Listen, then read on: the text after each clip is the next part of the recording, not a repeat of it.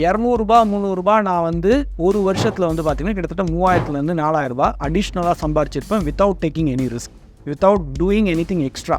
இதை நான் 20 வருஷத்துக்குன்னு போடும்போது கிட்டத்தட்ட வந்து 80,000லேருந்து ரூ. 1,00,000 வரைக்கும் நீங்கள் இன்ட்ரெஸ்ட் மூலமாகவே அடிஷ்னலாக சம்பாரிச்சிருக்க முடியும். ஸோ எப்போவுமே இந்த ரிஸ்க் எடுக்காமல் பெட்டராக ரிட்டர்ன் பண்ண முடியுமானா இந்த டெட் ஃபண்டை வந்து ரொம்ப அழகாக யூஸ் பண்ணலாம். நிறைய பேர் எனக்கு தெரிஞ்ச நிறைய பேர் யூஸ் பண்ணுறாங்க. டெட் எஸ்ஐபியை நீங்கள் இதில் வந்து அழகாக யூஸ் பண்ண முடியும். ஸோ 25,000 டெட்டில் போட்டிருக்காங்க. இங்கே ரிஸ்க் கிடையாது.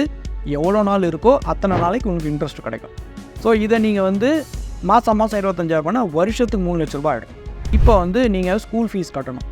சரி 80,000 நீங்கள் ஸ்கூல் ஃபீஸ் கட்ட வேண்டியனா இந்த 1 லட்சத்தில் 80,000 நீங்கள் விட்ரா பண்ணி ஸ்கூல் ஃபீஸ் கட்டிடலாம். அதுவே நீங்கள் ஒரு பிளானிங்கோடு இருந்தீங்கன்னா இந்த டெட் ஃபண்டில் தூக்கி பணத்தை போட்டிங்கன்னா உங்களுடைய எதிர்பார்த்த செலவுகள் எல்லாத்துக்கும் நீங்கள் பணத்தை கொடுத்துட்டீங்க. நீங்கள் கால்குலேட் கரெக்டாக பண்ணி ஆரம்பிச்சிட்டிங்கன்னா உங்களுடைய எல்லா ஷெட்யூல்டு எக்ஸ்பென்ஸையும் அழகாக நீங்கள் வந்து ஒரு டெட் ஃபண்டில் வந்து எஸ்ஐபி ஆரம்பிச்சிங்கன்னா எந்த தொல்லையும் இல்லாமல் ஈஸியாக ஷார்ட் டேர்ம் எஃப்டியை கூட நம்ம வந்து டெட் ஃபண்ட்ஸை வந்து ப்ரிஃபர் பண்ணலாம் அப்படின்றீங்க. இதே இது லாங் டேர்மாக பார்க்கும்போது டெட் ஃபண்ட்ஸ் வந்து எவ்வளோ ரிட்டர்ன்ஸ் கொடுத்துருக்கு ஆவரேஜ்? சுந்தர் சார், 25ஆம் என்னுடைய சம்பள டேட்டு, 25ஆம் எனக்கு சம்பளம் வந்துடுது என்னுடைய அக்கௌண்ட்டில். என்னுடைய இஎம்ஐ டேட் அப்படின்றது 15ஆம். இப்போ இடைப்பட்ட 20 நாட்கள் இருக்குல்ல, அந்த 20 நாட்கள் என் பணம் வந்து அக்கௌண்ட்டில் தான் சும்மா இருக்க போகுது. சும்மா இருக்கக்கூடிய இந்த பணத்தை வந்து நான் ஏதாவது பணம் இன்வெஸ்ட் பண்ணி பணம் பார்க்க முடியுமா? நிறைய பேருக்கு வந்து பார்த்திங்கன்னா இந்த டெட் ஃபண்டை வந்து எப்படி பெட்டராக யூஸ் பண்ணணும்னு நிறைய பேருக்கு தெரியாது. ஸோ இந்த கேள்வி மூலமாக நிறைய பேருக்கு இது வந்து போய் சேரும்னு நினைக்கிறேன். இப்போ 25ஆம் உங்கள் சம்பளம் வந்துடுச்சு, அடுத்து 15ஆம். ஸோ நடுவில் 20 நாள் இருக்குது. இப்போ இந்த 20 நாளைக்கு வந்து நம்ம பெருசாக ரிஸ்க் எடுக்காமல் பெட்டராக பண்ண முடியுமா? அதுதான் நம்ம யோசிக்கணும். ஏன்னா இஎம்ஐ வந்து 15ஆம் வந்துடும். ஸோ நான் ரிஸ்க் எடுத்து பணம் லாஸ்லாம் பண்ணால் நான் புதுசாக பணத்தை சம்பாதிக்க முடியாது. அப்போது இந்த 20 நாளை முதல்ல 20 நாளாக பார்க்கக்கூடாது. ஏன் பார்க்கக்கூடாதுன்னா நீங்கள் ஒரு ஹோம் லோன் எடுத்துருக்கீங்கன்னா 20 வருஷத்துக்கு லோன் எடுத்துருக்கீங்கன்னு வச்சுப்போமே, ஒரு மாதத்துக்கு 20 நாள் கேப் இருக்குது. அப்போது 12 மாதத்துக்குன்னு கணக்கு எடுத்திங்கன்னா கிட்டத்தட்ட 240 நாள் இருக்குது. 10 வருஷத்துக்குன்னு எடுத்திங்கன்னா 2400, 20 வருஷத்துக்குன்னு பார்த்தீங்கன்னா 4800 நாள் இருக்குது. அப்போ 4800 நாளைக்கு நீங்கள் இன்ட்ரெஸ்ட் கால்குலேட் பண்ணி ஒர்க் பண்ணிங்கன்னா பெட்டராக இருக்கும். அது எப்படி பண்ணலான்னு பார்த்தீங்கன்னா, இப்போ உங்களுக்கு 25ஆம் சம்பளம் வந்துடுது. நீங்கள் வந்து ஒரு 26ஆம் இல்லை 27ஆம் ஒரு டெட் ஃபண்டில் ஒரு எஸ்ஐபி போடணும்.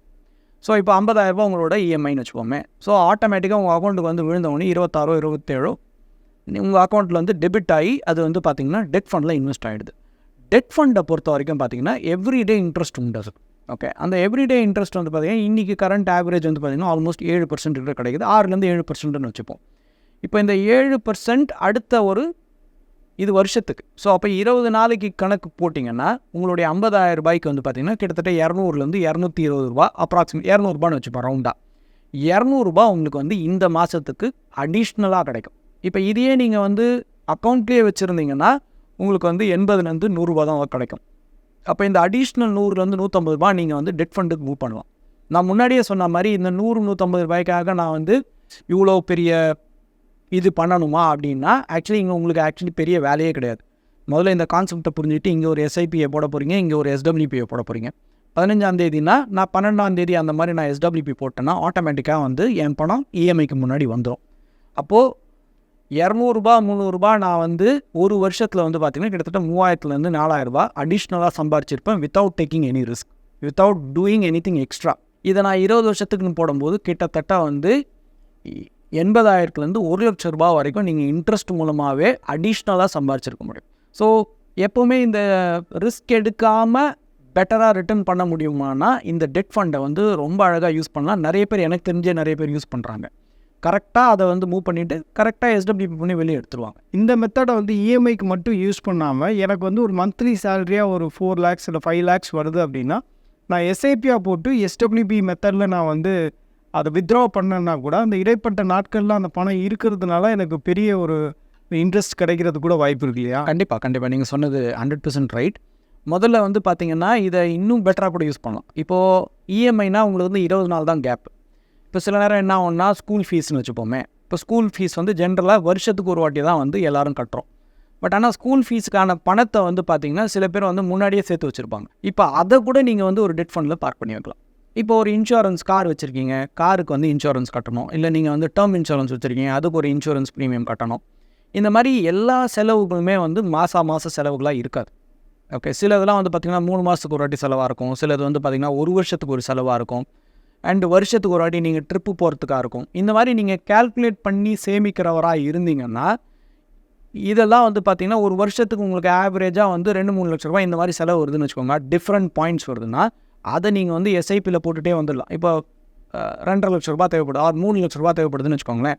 நீங்கள் சொன்ன சம்பளத்தில் வந்து 25,000 நீங்கள் ஒரு டெட் ஃபண்டில் வந்து எஸ்ஐபி போட ஆரம்பிச்சிருங்க. ஏன்னா நம்ம நிறைய இதில் வீடியோஸில் வந்து பார்த்திங்கன்னா ஈக்விட்டி எஸ்ஐபி பற்றி தான் நிறைய பேசியிருக்கோம். டெட் எஸ்ஐபியை நீங்கள் இதில் வந்து அழகாக யூஸ் பண்ண முடியும். ஸோ 25,000 டெட்டில் போட்டிருக்கோம், இங்கே ரிஸ்க் கிடையாது. எவ்வளோ நாள் இருக்கோ அத்தனை நாளைக்கு உங்களுக்கு இன்ட்ரெஸ்ட் கிடைக்கும். ஸோ இதை நீங்கள் வந்து மாதம் 25,000 வருஷத்துக்கு 3 லட்ச ரூபா ஆகிடும். இப்போ நீங்கள் 4 மாதம் வந்து எஸ்ஐபி பண்ணிட்டீங்க, அப்போ 25,000 × 4னா 1 லட்ச ரூபா நீங்கள் அந்த டெட் ஃபண்டில் சேர்த்துட்டீங்க. இப்போ வந்து நீங்கள் ஸ்கூல் ஃபீஸ் கட்டணும். 80,000 நீங்கள் ஸ்கூல் ஃபீஸ் கட்ட வேண்டியனா இந்த 1 லட்சத்தில் 80,000 நீங்கள் விட்ரா பண்ணி ஸ்கூல் ஃபீஸ் கட்டிடலாம். இப்போ இதுக்கு வந்து ஷார்ட் டேர்ம் கேபிட்டல் கெயின்ஸ்லாம் இருக்கா சார்?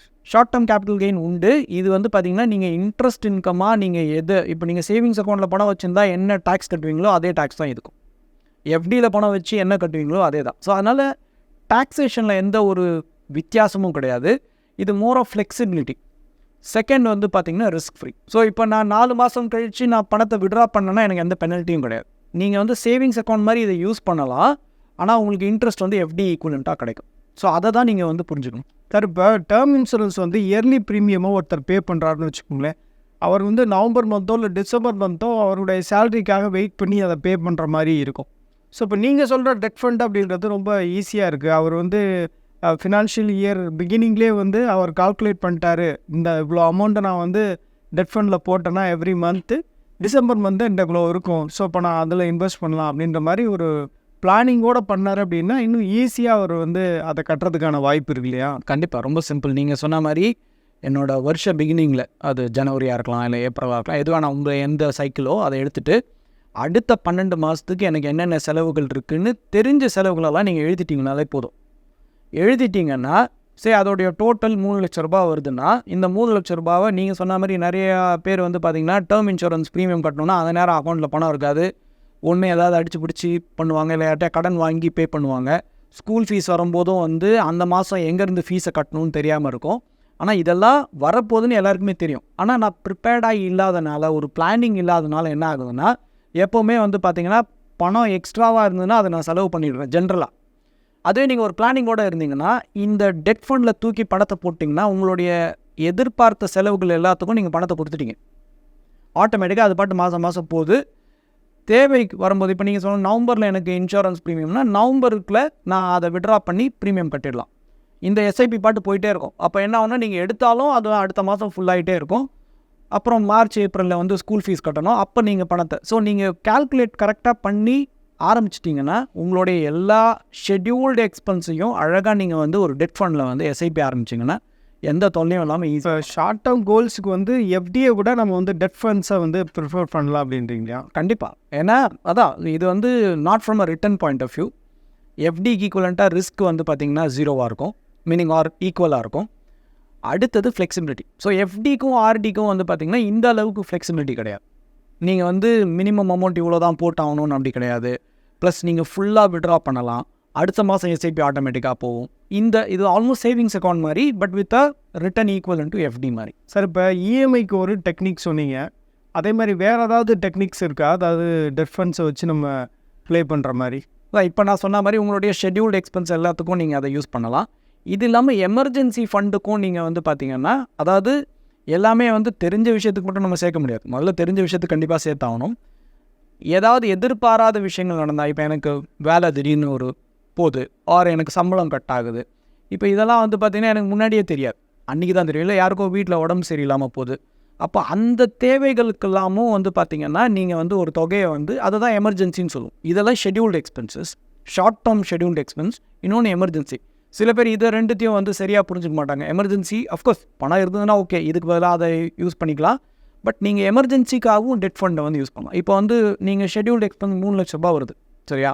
நீங்கள் 3 லட்ச ரூபா சேர்க்குற பதிலாக 4 லட்ச ரூபாய்க்கு நீங்கள் சேர்த்துட்டிங்கன்னா 1 லட்ச ரூபா எப்போவுமே உங்களோட எமர்ஜென்சியாக இருக்கும்.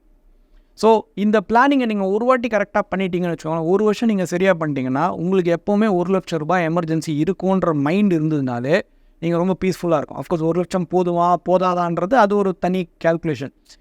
எவ்வளோ தேவை அப்படின்னு பார்த்தீங்கன்னா மினிமம் 3லேருந்து 6 மாதத்தோட சம்பளம் இருக்கும். ஸோ நீங்கள் ஒரு ₹50,000 சம்பாதிக்கிறவராக இருந்தீங்கன்னா ஒரு ₹3,00,000 உங்ககிட்ட எப்போவுமே ஒரு எமர்ஜென்சி ஃபண்ட் இருந்தது, ப்ளஸ் ஷெட்யூல்டு எக்ஸ்பென்ஸ் ஒரு ₹3,00,000னா ஒரு ₹6,00,000 நீங்கள் வந்து ஒரு டெட் ஃபண்டில் க்ரியேட் பண்ணிட்டீங்கன்னா இந்த ஷெட்யூல்டு எக்ஸ்பென்ஸ் வருஷம் நீங்கள் ரீஃபில் பண்ணிகிட்டே போவீங்க. ஆனால் இந்த எமர்ஜென்சி ஃபண்டு நீங்கள் யூஸ் பண்ணலைன்னா அது அப்படியே இருக்க போகுது. நீங்கள் ஃப்ரெஷ்ஷாக போட வேண்டிய அவசியம் கிடையாது. இன்கேஸ் ஏதோ ஒரு காரணத்துக்காக யூஸ் பண்ணிட்டீங்கன்னா அப்போ நீங்கள் வந்து திருப்பி போட்டால் போதும். சார் இப்போ லாங் டேர்மாக வந்து டெட் ஃபண்ட்ஸில் இன்வெஸ்ட் பண்ணுறது அப்படின்றது ஒரு சரியான மெத்தட். அப்போ ஷார்ட் டேர்ம் சொன்னீங்க, இதே இது லாங் டேர்மாக பார்க்கும்போது டெட் ஃபண்ட்ஸ் வந்து எவ்வளோ ரிட்டர்ன்ஸ் கொடுத்துருக்கு ஆவரேஜ்? லாங் டேர்மில் டெட் ஃபண்டை வந்து எப்படி யூஸ் பண்ணலாம்னா நீங்கள் அசட் அலோகேஷனில் ஒரு பார்ட்டாக தான் வச்சுக்க முடியும். அதாவது எஃப்டிஏ எப்படி நான் லாங் டேர்மில் ஒரு பகுதியை வச்சுக்கிறேனோ அந்த மாதிரி டெட் ஃபண்ட்லேயும் ஒரு பகுதியை வச்சுக்கலாம். பட் ரிட்டர்ன்ஸ் வைஸ் கண்டிப்பாக வந்து பார்த்திங்கன்னா ஒரு ஈக்விட்டி மாதிரியோ இல்லை கோல்டு மாதிரியோ இல்லை ஒரு ரியல் எஸ்டேட் மாதிரியோ கண்டிப்பாக டெட் ஃபண்ட்ஸ் கொடுக்காது. பட் ஆவரேஜாக 7-8% கொடுக்கும். நீங்கள் 10 வருஷம் நீங்கள் டெட் ஃபண்டில் வச்சுருந்தீங்கன்னா கிட்டத்தட்ட 7-8% ரிட்டர்ன்ஸ் வந்து ஈஸியாக கிடைக்கும். ஸோ சேஃபாக ஒரு போர்ஷன் எனக்கு கேபிட்டல் இருக்கணும் அப்படின்னா, இப்போ ஸ்பெஷலி ரிட்டையர்டு யாராவது இருக்காங்கன்னு வச்சுக்கோமே, நிறைய பேர் வந்து பணத்தை போய் லாக் பண்ணுவாங்க. அதாவது நான் ஒரு சீனியர் சிட்டிசன்ஸ் ஸ்கீமில் போடுறேன் அப்படின்னு போய் போடுவாங்க. அங்கே பணம் லாக் ஆகிடும். அஃப்கோர்ஸ் அங்கே 8% கேரண்டிடாக கிடைக்கும். இங்கே வந்து பார்த்தீங்கன்னா நீங்கள் லாக் பண்ணாமல் நீங்கள் 6-7%, சம்டைம்ஸ் 8% கூட ரிட்டர்ன் கிடைக்கும். நீங்கள் கரெக்டான ப்ராடக்ட்டை சூஸ் பண்ணிங்கன்னா 7-8% வரைக்கும்லாம் கிடைக்கும். அப்போது அதே ரிட்டர்ன் லாக்இன் இல்லாமல் இருக்கும். ஸோ நீங்கள் வந்து அதுக்காக சீனியர் சிட்டிசன் தப்புன்னு சொல்ல முடியாது, எல்லாமே டெட் ஃபண்டில் போடணும்னு அவசியம் கிடையாது. பட் எல்லாத்தையும் போய் லாக் பண்ணாமல் இருந்தீங்கனாலே நீங்கள் வந்து பெட்டராக உங்கள் ஃபினான்ஸை மேனேஜ். இப்போ சீனியர் சிட்டிசன்ஸ் பார்த்துட்டு இருக்கக்கூடியவங்க வந்து அவங்களுக்கு கூட இந்த கேள்வி வரலான்னு நினைக்கிறேன். இப்போ இந்த எஸ்ஐபி எஸ்டபிள்யூபி மெத்தடில் டெட் ஃபண்டில் நம்ம இன்வெஸ்ட் பண்ணியிருக்கோம். எஸ்ஐபி வந்து டெட் ஃபண்டில் போட்டுட்ருக்கோம், எஸ்டபிள்யூபி நம்ம எனபிள் பண்ணியிருக்கோம்னு வச்சுக்கோங்களேன். இப்போ அந்த மெத்தடுன்றது கரெக்டாக பெரிய கார்பஸ் வந்து ரிட்டையர்ட் ஆனவங்களுக்கு வரும். ஃபார் எக்ஸாம்பிள் நம்ம வந்து ஒரு 2 crore ஒருத்தட்ட இருக்குன்னு வச்சுக்கோங்களேன். 2 crore வந்து அவர் வந்து டெட் ஃபண்ட்லேயே போட்டிருக்காரு, எல்லாத்தையும் போட்டிருக்காரு, எஸ்டபிள்யூபி வந்து எனபிள் பண்ணியிருக்காரு அப்படின்னா இது வந்து பெஸ்ட்டான அப்ரோச்சுன்னு நினைக்கிறீங்களா? இல்லை வந்து ஒரு ஆல்டர்னேட்டிவாக வேறு ஏதாவது ஃபண்டில் தான் போடணும், டெட் ஃபண்டில் போடக்கூடாது அப்படின்றீங்க? இல்லை, டெட் ஃபண்டில் ஸோ எஸ்ஐபி அண்ட் எஸ்டபிள்யூபி வந்து ஃபீச்சர், இதை நீங்கள் எங்கே வேணால் யூஸ் பண்ணலாம். இப்போது ஈக்விட்டியில் பண்ணால் ரிட்டர்ன்ஸ் பெட்டராக இருக்கும். ஸோ அதுலேருந்து எஸ்டபிள்யூபி பண்ணிங்கன்னா உங்கள் கார்பஸ்க்கு எதுவும் பெருசாக பாதிப்பு இருக்காது. லாங் ரன்னுக்கு ரொம்ப நாள் நம்ம புரிஞ்சிக்க வேண்டியது ஈக்விட்டி எஸ்ஐபி. ஆமாம், கரெக்ட். ஸோ இப்போது டெட் ஃபண்டில் நீங்கள் சொன்ன மாதிரி ஒரு ₹2 கோடி என் கையில் இருக்குது, அதை நான் போட்டுட்டு அதுலேருந்து எஸ்டபிள்யூபி பண்ண முடியுமானா பண்ண முடியும். ஆனால் பண்ணால் என்ன ஆகும் அப்படின்னா உங்களுடைய டெட் ஃபண்ட் ஜென்ரலாக 6-7% வளரும். நீங்கள் அதுலேருந்து ஒரு 6-7% வெளியே எடுத்துட்டிங்கன்னா உங்களுடைய கேபிட்டல் வந்து எப்போவுமே வளராது. வளரலைன்னா என்ன பிரச்சனை அப்படின்னு கேட்டிங்கன்னா இன்ஃப்ளேஷனை பீட் பண்ணாது. ஸோ அதனால் முழு பணத்தையும், அதுவும் லாங் டேர்மாக நான் எஸ்டபிள்யூபி பண்ண போகிறேன் அப்படின்னா கண்டிப்பாக டெட் ஃபண்டில் வச்சு எஸ்டபிள்யூபி பண்ணாமல் இருக்குது பெட்டர். ஷார்ட் டேர்மாக பண்ணுறேன்னா இட் இஸ் ஓகே, என்கிட்ட ஒரு சின்ன தொகை இருக்குது, அதை 1 வருஷத்துக்கு தான் நான் வச்சுருக்க போகிறேன், அது வரைக்கும் நான் எஸ்டபிள்யூபி பண்ணுறேன்னா ஓகே, ஏன்னா எனக்கு வர இன்ட்ரெஸ்ட்டு நான் எடுத்து யூஸ் பண்ணிக்க போகிறேன். அதுவே நான் 10 வருஷத்துக்கு வச்சுருக்க போகிறேன் அப்படின்னா அதுக்கு பெட்டர் ஆப்ஷன்ஸ் தான் இந்த ஹைப்ரிட் ஃபண்ட்ஸ் எல்லாம் இருக்குது. அதில் போட்டு பண்ணால் உங்களுக்கு ரிட்டர்ன்ஸும் பெட்டராக இருக்கும், ப்ளஸ் இன்ஃப்ளேஷனையும் பீட் பண்ணும். ஈக்விட்டி மார்க்கெட்டில் நம்மளுடைய பணம் இருந்தது அப்படின்னா அந்த சந்தைக்கு ஏற்ற மாதிரி அதுவும் வளரும். லாங் டேர்மில் பார்க்கும்போது 12-15% வரை ரிட்டர்ன் தரதுக்கான வாய்ப்பு இருக்குது. வேறு டெட் ஃபண்ட்ஸை பொறுத்த வரையில் அந்த மாதிரி வளராது அப்படின்னு சொல்கிறீங்க.